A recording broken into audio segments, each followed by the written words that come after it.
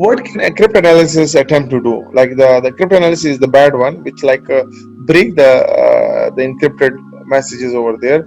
So it break a single message, okay, and based on the single message, he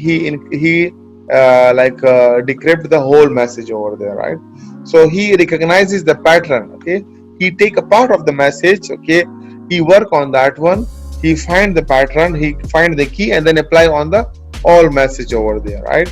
So recognize the patterns. So he's looking for the pattern, and what is the pattern over there, right, of the encrypted message, to be able to break the subsequent ones by applying a straightforward decryption algorithms on that. So he infer means to take a guess from it, some meaning without even breaking the encryption over there, such as noticing an unusual frequency of communication. So he noticed the frequency of words over there, determine something by whether the communication was short or long.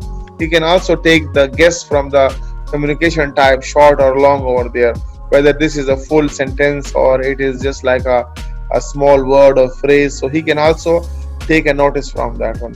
Deduce the key.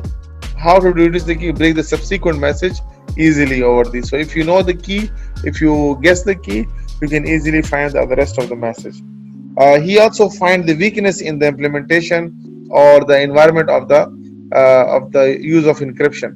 Sometimes he see what are the weaknesses of some encryption techniques like Caesar cipher or like AES, DES or like RSA. So they see what are the weaknesses in that one. Sometimes the known weakness will also help the cryptanalysis to break the encrypted text over there.